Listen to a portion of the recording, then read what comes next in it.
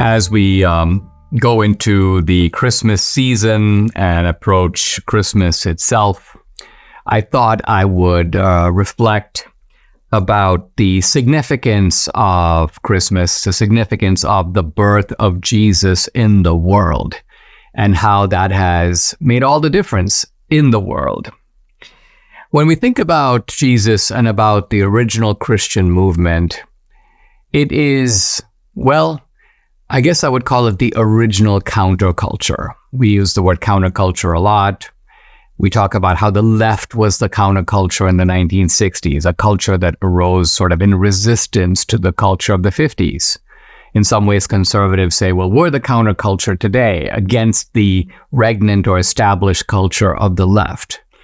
But globally, the first real counterculture was the rise of Christianity, a rise against the backdrop of the Roman Empire.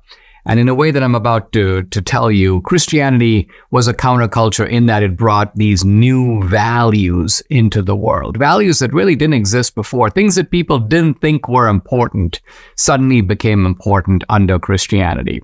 Well, one of them is the family. It seems odd to say because everybody has families, but in the Roman world, the family was considered something that was kind of necessary. It's there, kind of like you need air to breathe. And of course, you need families to have children. But this was not considered central to the society, not important, and certainly not important to male existence in Roman society. But Christianity, again, starting with the original holy couple, which is Joseph and Jesus, and then, Joseph and Mary and baby Jesus, that's the sort of original holy family. Suddenly the family takes on a new importance. Compassion, this idea of caring for people, and not just people who are, I care for my family, or I care for my neighbor, or I care for my friends, but just caring for people who are in a bad way.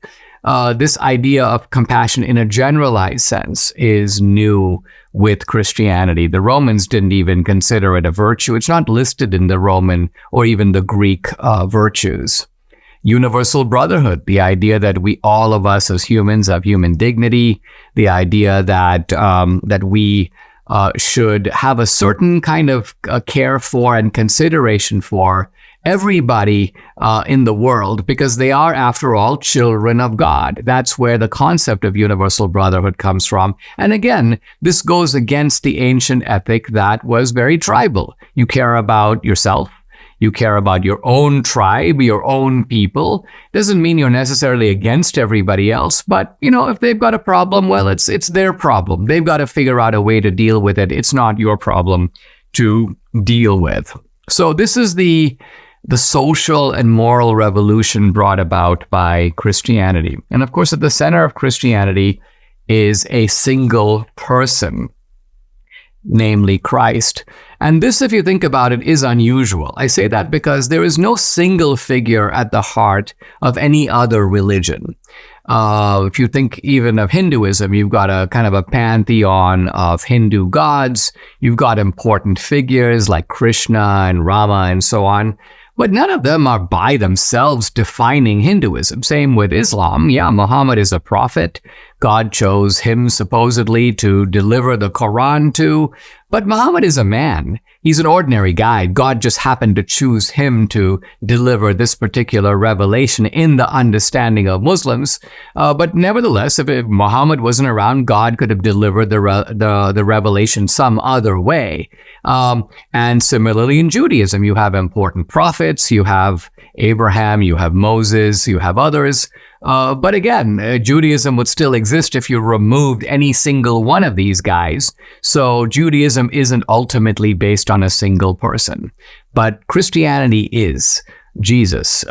And I think it's not an exaggeration to say that Jesus is quite simply the most distinctive and the most important and the most influential figure of all time.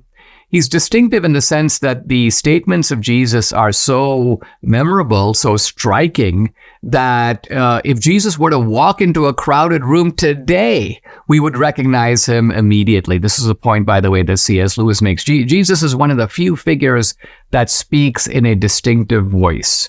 The other thing about Jesus that's so interesting is that even though he was such a gentle figure, such a good man, said and did nothing wrong. And I think said or did nothing wrong by common agreement. If you had a group of people and said, can you name one thing that Jesus did that he shouldn't have done? One way in which he harmed somebody else or said something that he shouldn't have said?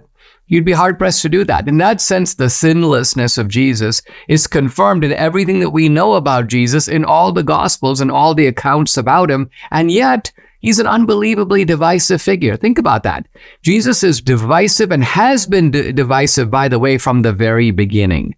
And that really, I think, tells you that Jesus is the kind of figure that separates, as the Bible goes, the wheat from the chaff, the wolves from the lambs. Jesus is the litmus test. And even if you aren't a religious guy, you aren't a Christian, you can step back and say that this one man has made more difference to the world, and I would argue difference for good, than any other person you can name. All the conquerors, all the important figures in this respect or that. And some people have been hugely influential. Muhammad has been hugely influential. Isaac Newton, Karl Marx, Einstein, influential in different ways. And yet all of their influence, put it all together and add it up, it doesn't equal the influence of this solitary figure, the figure at the fulcrum of all human history, who, by the way, happened to live almost at the midpoint of history. Debbie's always sort of struck by that. It's really interesting. You have a couple of thousand years of history before Jesus, then you have Jesus right at the center. We've had a couple of thousand years of history after that. Who knows when the world will end and how we can look back and see Jesus' position in the flow of history. But whatever his position in terms of the sweep of history, his difference to history and to mankind, I think, is immeasurable. During times of economic uncertainty and political upheaval, it's crucial to have a reliable source of financial guidance and insight. That's where Dr. Kirk Elliott, PhD, and his esteemed wealth management advisory firm come into play. Dr. Elliott has distinguished himself with 2 PhDs in economics and theology. He's built a reputation in expert financial solutions tailored to your unique needs. His firm specializes in wealth management, offering a comprehensive array of services to protect and grow your assets in an ever-changing world. In an environment with economic volatility, shifting political landscapes, finding a trusted partner during these challenges is essential. Dr. Elliott's firm employs cutting-edge strategies and a deep understanding of markets to guide you toward financial success. Go to KirkElliottPhD.com. That's 2 L's and 2 T's.